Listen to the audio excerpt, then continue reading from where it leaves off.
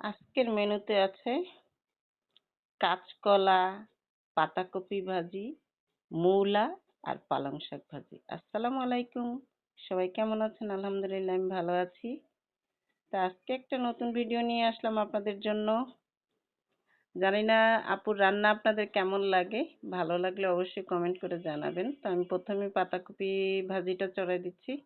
এই যে চিংড়ি মাছ আর পেঁয়াজটা আগে ভেজে নিলাম, তারপরে দিয়ে দিলাম একটু আদা রসুন আর কাঁচামরিচ নাই, তাই আমি দিয়ে দিলাম আপনাদের শুকনো মরিচ কুচাইয়া। আপনারা এইভাবে ভাজেন কিনা জানাবেন কিন্তু অবশ্যই আপুকে, কারণ কাঁচা মরিচের বিকল্প তো একটা কিছু করতেই হবে, তাই না? আর গুঁড়া মরিচ দিলে তো গলা জ্বলবে, ভাজির মধ্যে গুঁড়া মরিচ দেওয়া যায় না। তাই আমি শুকনো মরিচটা এরকম কেটে কেটে দিলাম। ভালোই লাগছে, সুন্দর একটা স্মেলও আসতেছিল শুকনো মরিচের ঘ্রাণে।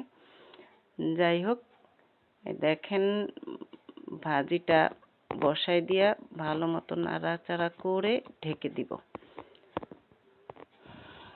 এই যে কমে গেছে, একদম কমে গেছে।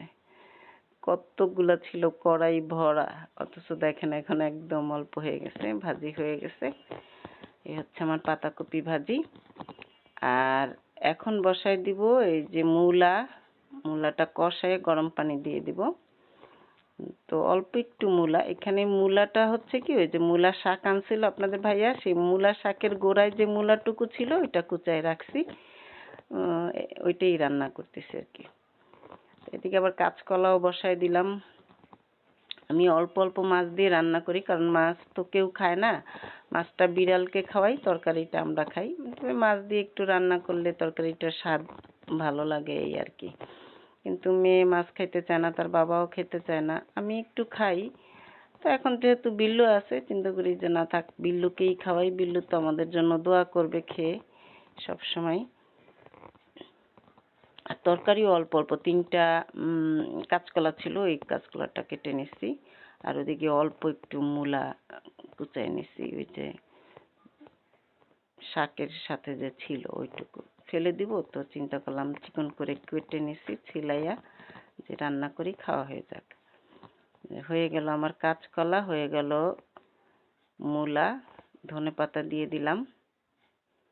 টমেটো ছিল না তাই দিতে পারিনি। আর তারপরে বসাই দিব আমি চিংড়ি মাছ দিয়ে পালং শাক। তা আলুটা আমি ভালো মতো মশলা দিয়ে কষাই নিছি, তারপরে আমি পালং শাকটা দিছি। কোনো ঝোল দেই নাই, কারণ পালং শাক থেকেই অনেক ঝোল বের হবে, এই কারণে ঝোল দেই নাই। ভালো মতো একটু কষাবো শাকটা, তারপরে হালকা একটু গরম পানি দিব, অল্প একটু। তো যাই হোক, এই যে কষাইতে নিছি, দেখছেন কত পানি উঠছে, ঝোলে ভরা। এই ঝোলটা টানার পরে আমি হালকা একটু পানি দিয়ে তারপরে পালং শাকটা নেড়ে চেড়ে উঠাই ফেলবো। এই যে দেখেন কি সুন্দর কালার, ইয়াম্মি একটা কালার আসছে, খেতেও খুব টেস্ট হয়েছিল। তা হালকা একটু পানি দিছি ওর মধ্যে, দেওয়ার পরে দেখেন আরো বেশি ঝোল হয়ে গেছে। ঝোলটা একটু টানলে তুলে ফেলবো।